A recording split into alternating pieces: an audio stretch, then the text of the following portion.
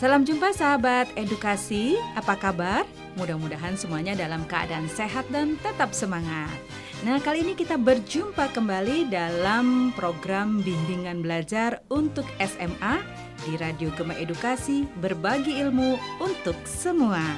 Nah, sahabat edukasi, kali ini kita akan membahas mata pelajaran Bahasa Indonesia bersama Kak Dewi Pujiastuti. Nah, nanti kita akan belajar bersama-sama Kak Dewi ya. Nah, sebelumnya saya akan sampaikan bahwa model pembelajaran kita adalah model pembelajaran AIR, yaitu auditory, intellectually, dan repetition. Nah, nanti kita akan belajar bahasa Indonesia dengan materi penulisan karya ilmiah. Nah, ayo sahabat edukasi, kita simak bersama.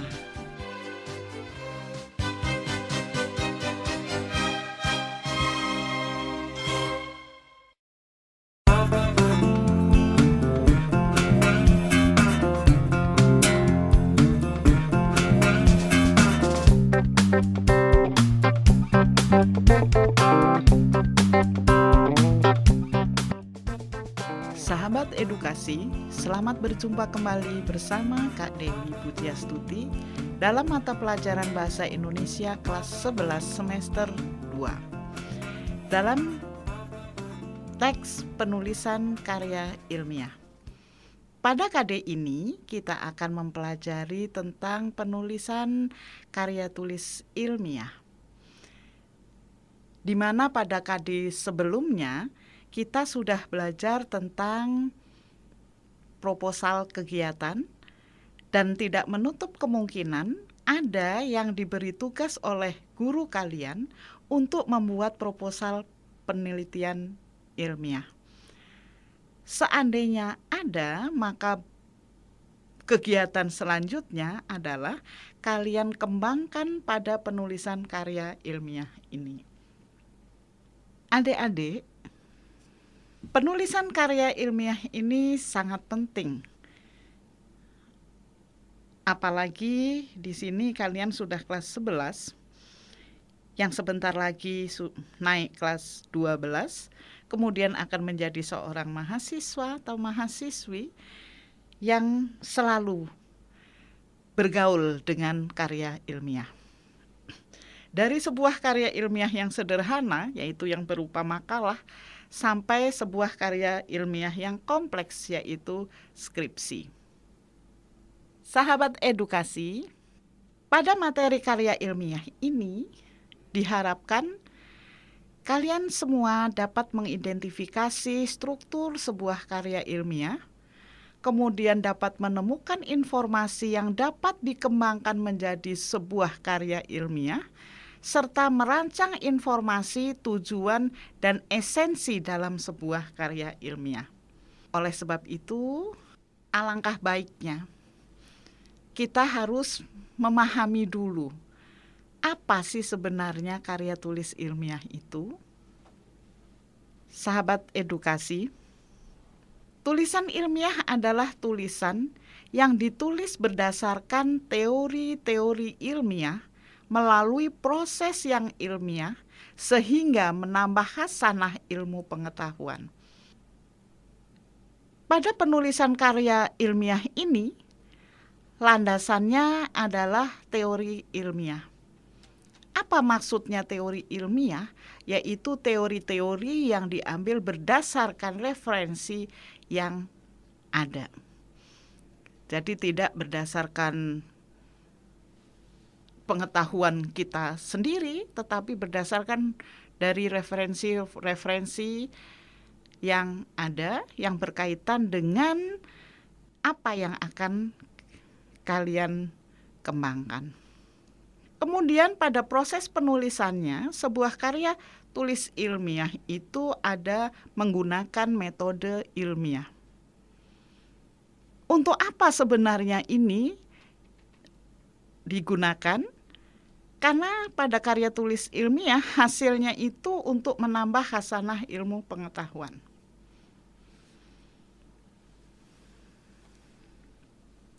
Setelah kita memahami pengertian tentang tulisan ilmiah, Maka yang tidak kalah pentingnya adalah kaidah karya ilmiah. Sahabat edukasi, kaidah karya ilmiah itu terdiri dari yang pertama bahwa harus objektif. Itu pasti, karena ini adalah sebuah karya ilmiah. Maka apa yang akan kita tulis dalam tulisan itu harus objektif. Kemudian bertumpu pada data. Benar sekali. Penulisan karya ilmiah memerlukan sebuah penelitian. Dari penelitian itu kita akan menghasilkan sebuah data. Selanjutnya, kesimpulan diambil berdasarkan prosedur yang jelas. Apa yang sudah kita sampaikan, kemudian kita lihat kita menggunakan metode apa untuk dapat menyimpulkan apa yang kita tuangkan dalam tulisan itu. Kemudian yang keempat, pembahasan berdasarkan rasio atau bisa diterima dengan akal sehat. Kita sudah berbicara tentang opini dan fakta, maka pada karya ilmiah harus berdasarkan fakta. Kemudian sistematis, pasti, karena di sini penulisan karya ilmiah itu sudah ada panduannya. Jadi sudah ada panduannya, kemudian kita tinggal melihat apa saja yang harus ditampilkan dalam sebuah karya tulis ilmiah. Misalnya, kita yang berada di Lampung, maka panduan penulisan karya ilmiah itu kita akan merujuk pada panduan penulisan karya ilmiah yang diterbitkan oleh Universitas Lampung. Bagaimana sahabat edukasi? Apakah mulai ada rasa sedikit tertarik untuk menulis sebuah karya ilmiah? Teorinya memang terlihat sangat, tetapi kalau kita punya rasa ingin tahu yang tinggi, maka menulis karya ilmiah adalah suatu hal yang menjadi wadah kalian untuk bisa menuangkan apa yang ada di kepala kalian berdasarkan sesuatu yang bersifat ilmiah. Kemudian, kalau pengertian sudah, kaidah karya ilmiah sudah, maka selanjutnya pasti adalah segi bahasa. Bahasa dalam tulisan ilmiah harus menggunakan kata-kata yang baku. Kemudian menggunakan kata-kata yang denotasi. Selanjutnya bahasanya lugas atau mudah dipahami. Kemudian bahasanya baku atau efektif. Dan yang terakhir menggunakan kaidah penulisan yang benar. Yang menarik di sini adalah bahasanya harus baku atau efektif. Apa sih sebenarnya efektif itu? Efektif itu tidak sesederhana yang kalian pikirkan, yang mungkin atau yang sering kalau ditanya tentang bahasa kalimat efektif itu kalimat yang seperti apa, maka jawabannya adalah singkat, padat, dan jelas. Kalian tidak tahu singkat dari segi apa, padat yang bagaimana, dan jelas maksudnya apa. Baiklah, nanti akan kita bicarakan lebih jauh lagi tentang kalimat efektif sehingga kalian benar-benar memahami seperti apa sih sebenarnya sebuah kalimat efektif.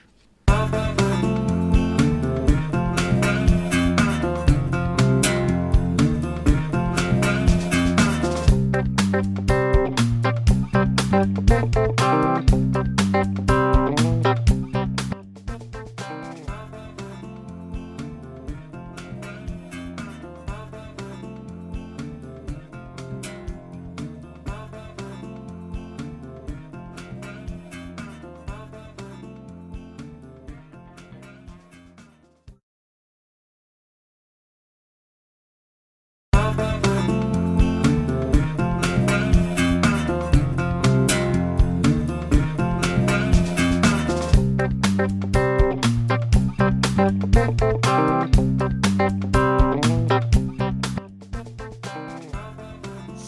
edukasi, lanjut lagi kita bicara tentang karya tulis ilmiah. Tadi sudah dijelaskan tentang bahasa dalam tulisan ilmiah, yaitu salah satunya tentang kalimat efektif.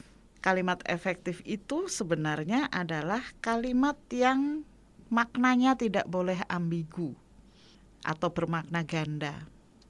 Kemudian, sebuah kalimat efektif tidak boleh berlebihan. Contoh, banyak anak-anak. Nah, di sini pemilihan katanya kurang tepat. Kalau sudah menggunakan kata banyak, tidak boleh kata anak itu akan diulang. Kalau kita tetap akan menggunakan pengulangan anak-anak, maka kata banyaknya kita hilangkan. Itu yang dimaksud tidak boleh berlebihan. Kemudian langsung pada sasaran. Tidak perlu berputar-putar dulu, sama seperti pada saat kita membuat sebuah surat lamaran pekerjaan, maka pada penutup, karena itu merupakan bahasa formal, sekian, misalnya terima kasih, tidak boleh menggunakan besar harapan saya agar dapat diterima bla bla bla bla, itu tidak perlu, karena itu bukan sebuah kalimat pada bahasa formal. Lanjut kepada unsur tulisan ilmiah. Bahwa penulisan ilmiah itu ada 2 unsur.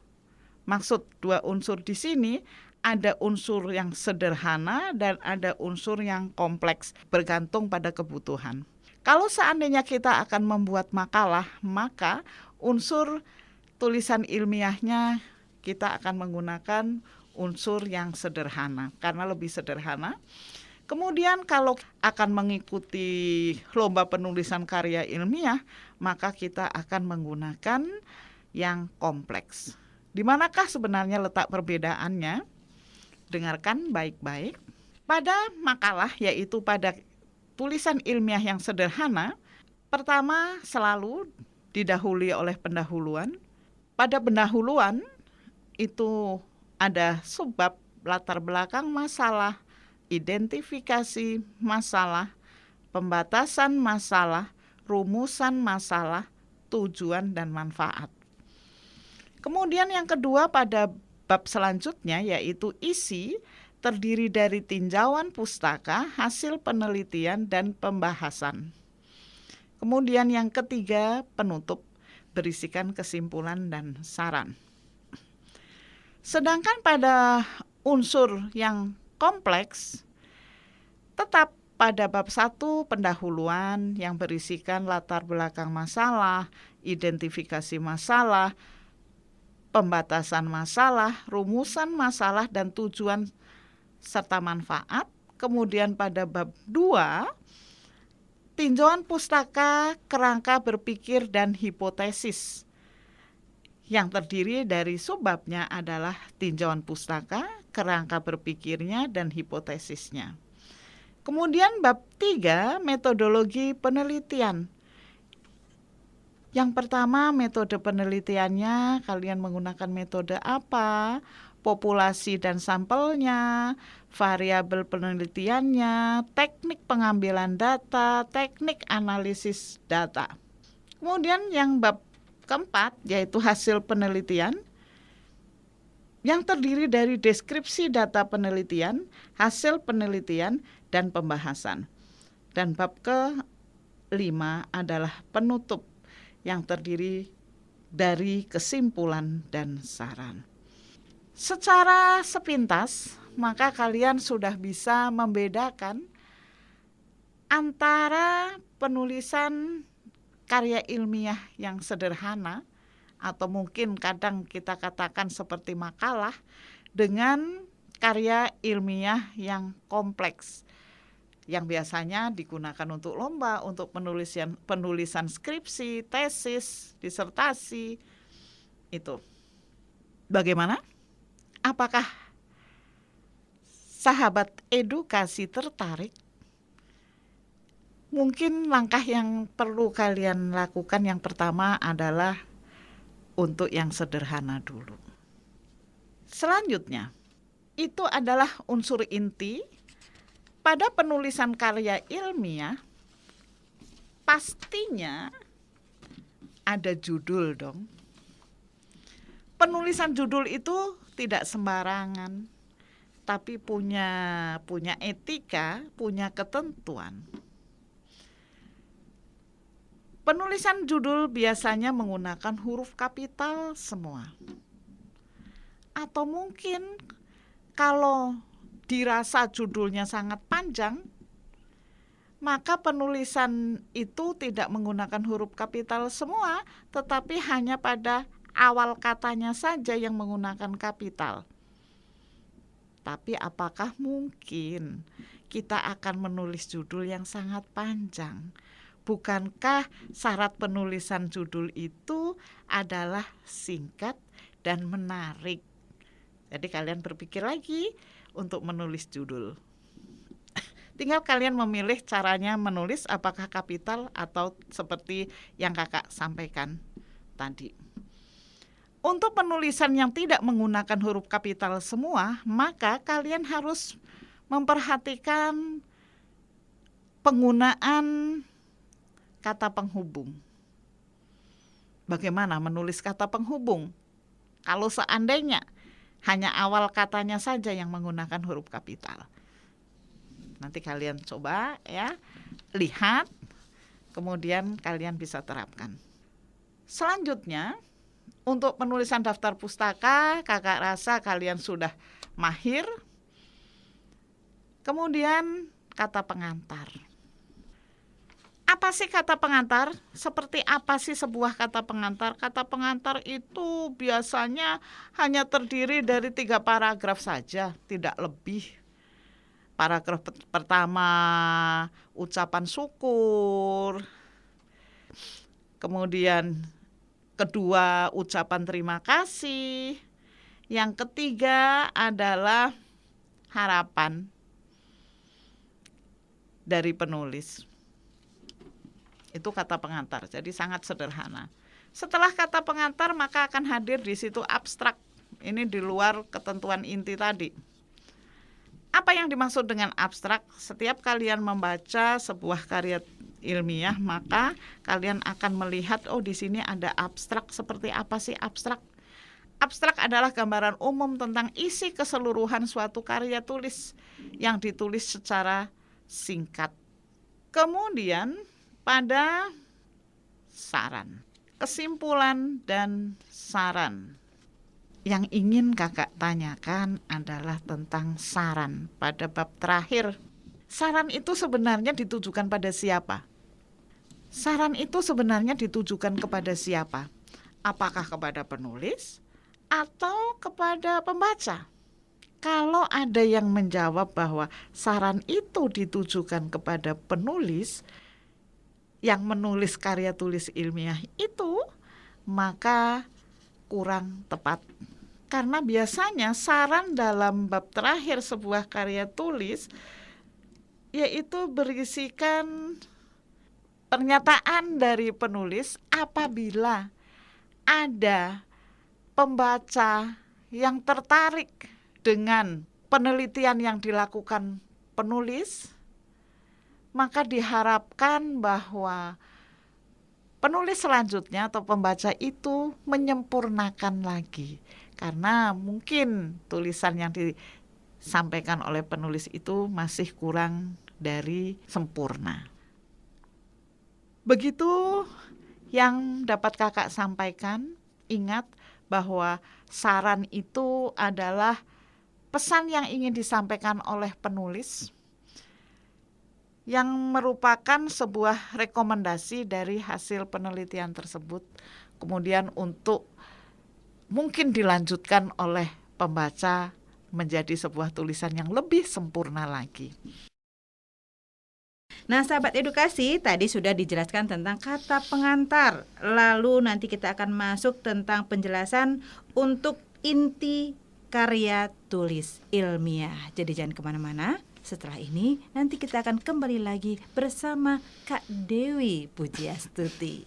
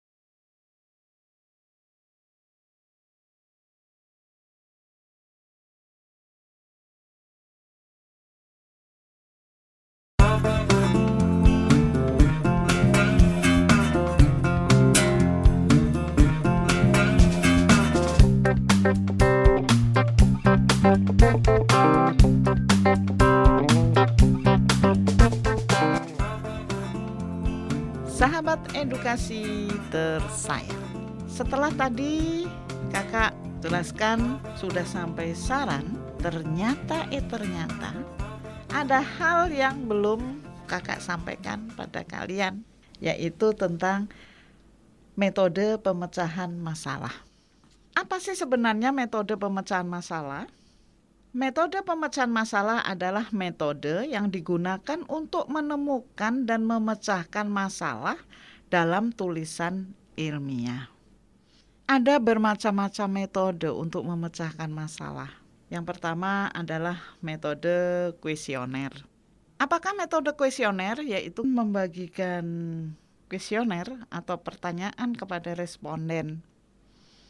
Jumlah responden bergantung pada kebutuhan. Jadi tidak bisa ditentukan berapa kira-kira jumlah respondennya. Yang pasti bahwa jumlah responden itu untuk menentukan keabsahan sebuah hasil. Yang kedua adalah metode tes, sama ditujukan kepada responden juga. Ketiga, metode kepustakaan. Maksud metode kepustakaan adalah kalian mendapatkan data-data itu berdasarkan buku referensi yang sudah kalian baca. Dari buku-buku itulah kalian sudah mendapatkan data-data yang kalian perlukan. Itu namanya metode kepustakaan. Kemudian metode observasi, kita melakukan observasi ke lapangan. Kemudian yang terakhir adalah metode interview. Sama ya kepada responden yang akan kita interview, jumlahnya sesuai dengan kebutuhan. Itulah metode yang dapat kita lakukan untuk memecahkan masalah dalam suatu karya tulis. Selanjutnya adalah sumber pengetahuan. Sumber pengetahuan bisa didapat berdasarkan pengalaman yang telah ditemukan atau telah dijalani, kemudian bisa kepada ahlinya, kemudian menggunakan penalaran deduktif, penalaran induktif, dan pendekatan ilmiah. Kita berbicara tentang penalaran deduktif, yaitu mengambil kesimpulan secara umum. Di dalam penalaran deduktif, maka ada tiga yang dapat kalian lakukan, yaitu dengan generalisasi, general secara umum dulu, untuk ditarik kesimpulannya, kemudian silogisme berdasarkan persamaan dari dua hal yang dihadirkan di situ untuk dibuat sebuah kesimpulannya, kemudian sebab akibat beserta variasinya. Satu sebab itu kadang-kadang bisa mengakibatkan beberapa akibat. Contohnya begini. Di sini pandemi COVID-19 itu penyebabnya. Akibat yang ditimbulkan itu bisa bermacam-macam. Akibat yang pertama mungkin sekolah menjadi belajarnya secara online. Kemudian yang kedua akibatnya banyak yang PHK. Yang ketiga akibatnya tidak boleh jalan-jalan ke luar negeri. Dan sampai beberapa akibat yang ditimbulkan dari satu sebab. Itu berarti kita menggunakan penalaran deduktif.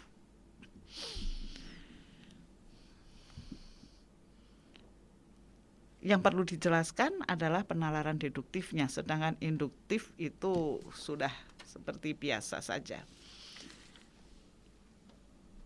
Setelah sumber pengetahuan, maka unsur karya ilmiah itu secara garis besar sebenarnya ada 3.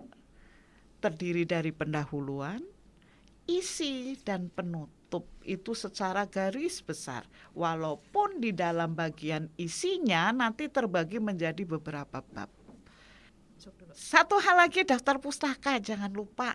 Penulisan daftar pustaka itu harus mengikuti acuan yang ada atau tuntunan yang ada. Jangan kemudian saat itu kalian membaca sebuah buku yang terbit pada tahun misalnya 80 atau 75, menulis daftar pustakanya seperti itu, kalian ikuti. Tidak seperti itu. Tetapi kalian daftar pustaka itu acuannya adalah sama, hadirkan nama.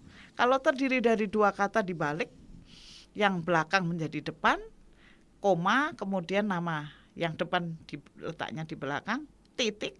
Tidak koma lagi tapi titik, kemudian tahun terbit, titik, kemudian judul, titik, kemudian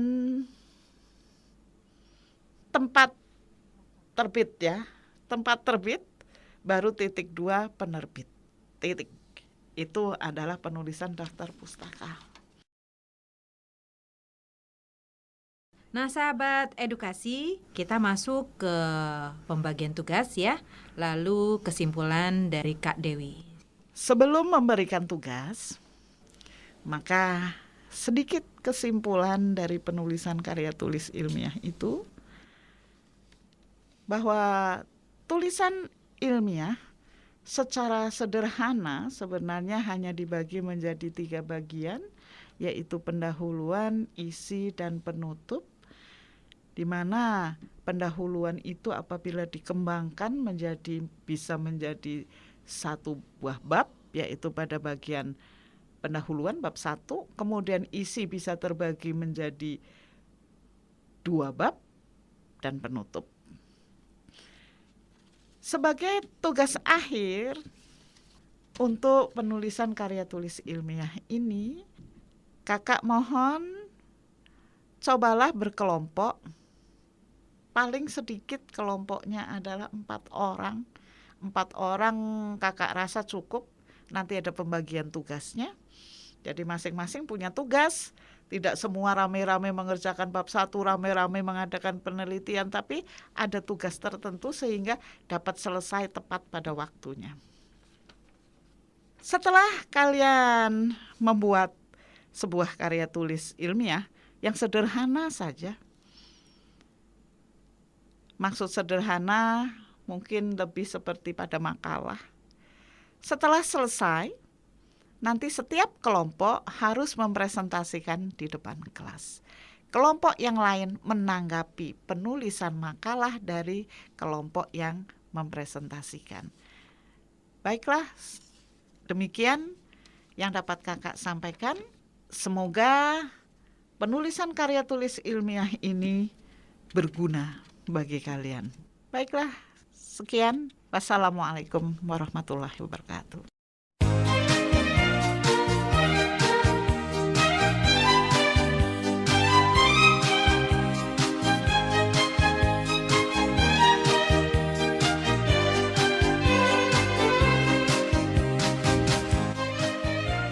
Demikianlah sahabat edukasi pembelajaran kita untuk hari ini, dan program ini diproduksi oleh Balai TIK Pendidikan dan Kebudayaan, Dinas Pendidikan dan Kebudayaan Provinsi Lampung.